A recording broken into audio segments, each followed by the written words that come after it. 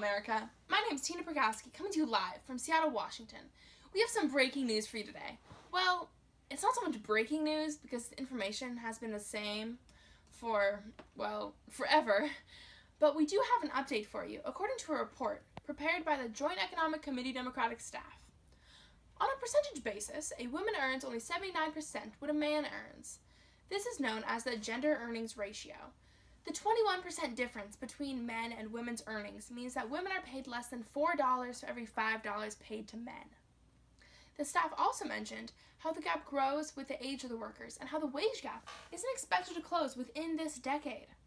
Another interesting fact that they found was that despite the many factors that contribute to a gender wage gap, as much as 40% of the pay wage gap may be attributed to discrimination.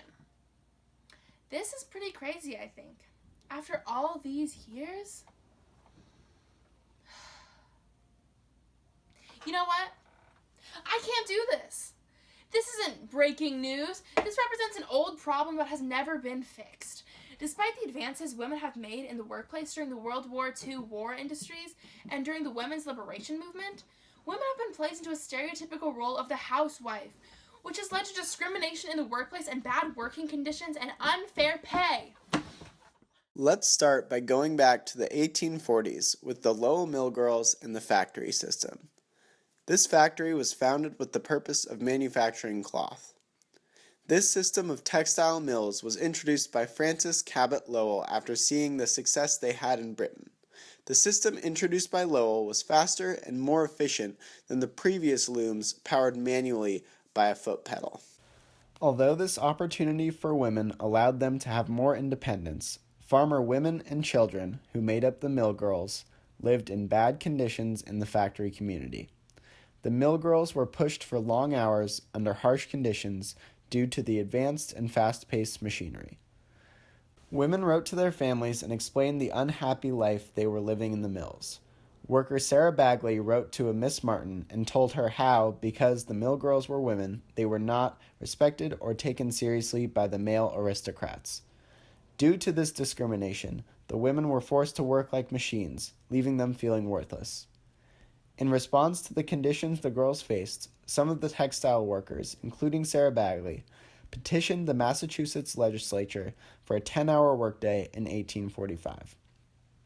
Unfortunately, they were left without the result they hoped. But women continued to petition and ended up with a little shortening of hours a few years later after political pressures on the mills. During the end of the 19th century, a large-scale industrialization and urbanization took the United States by storm. Shortly after the introduction of a new kind of industry, the Progressive Era began.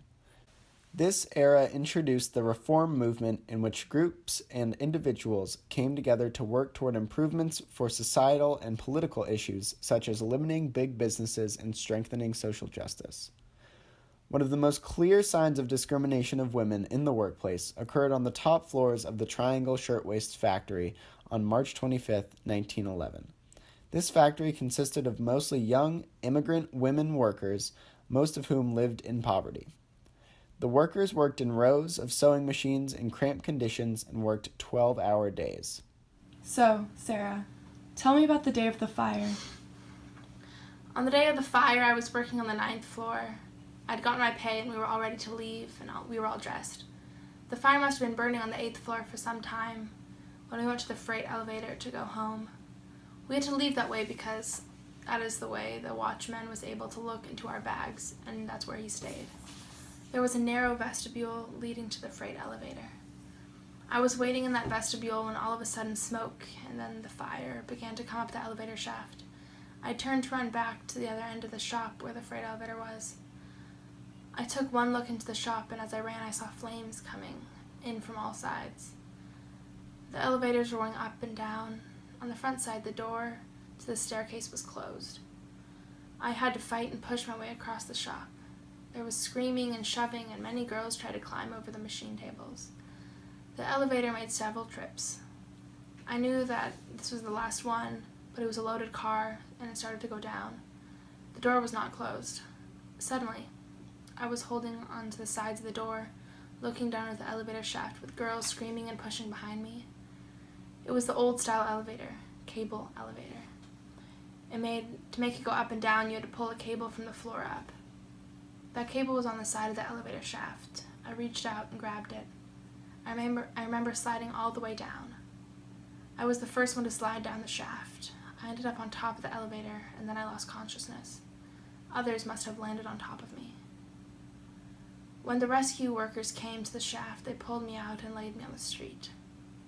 I had a broken leg, a broken arm. My skull had been injured. One of my hands had been burned by friction. Due to the tight corridors, only one functional elevator, cramped working conditions, and locked doors to stairwells, 146 workers died that day. These workers died by leaping from windows to escape the fire, down the elevator shafts, or by being smothered. All 146 deaths of mostly young women workers were preventable, but happened because of the factory's poor safety regulations. The mistreatment of women continued into the mid-1900s, especially during and after World War II. During this time, discrimination took new forms, including in newspaper advertisements and in the common household. In the ad section of newspapers, the female and male sections were separated.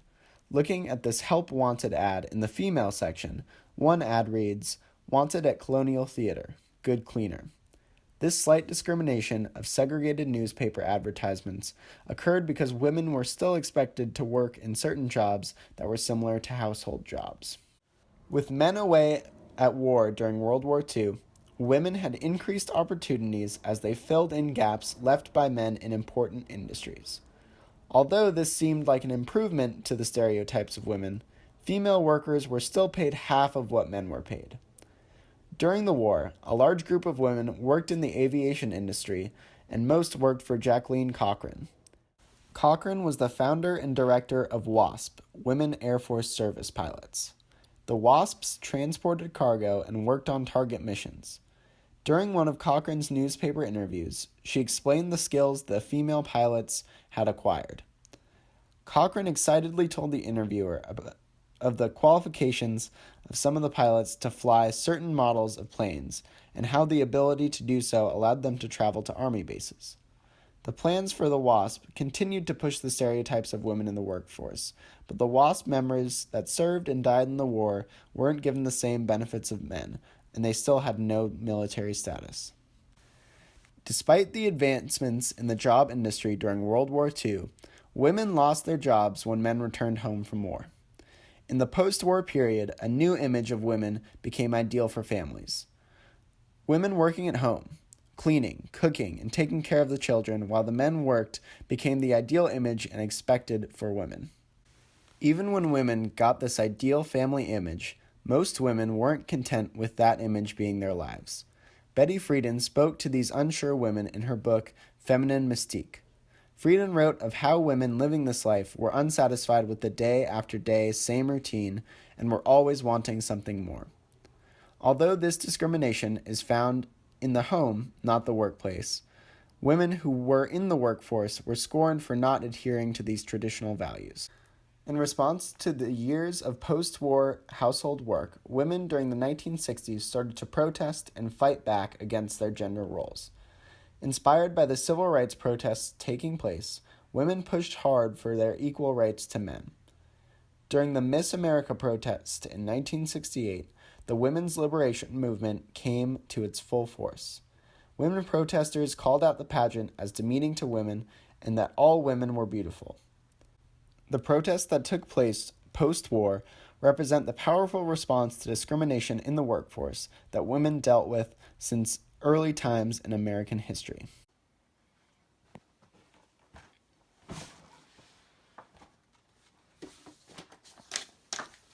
Well, I am back, America. I just watched an incredible documentary on women's inequality in the workplace, and I feel I am more informed on the discrimination of the past that has shaped the wage gap in the present.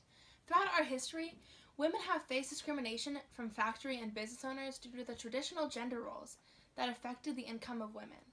In response to the inequality of pay and conditions, women have fought back in protests, like during the women's liberation movement, where we have gained more rights than ever before. Today, there is still work to do, But I believe that with the strength of the women in this country and the support from all the people nationwide, we can close the wage gap once and for all. Thank you, America. I'll see you on the flippity flop.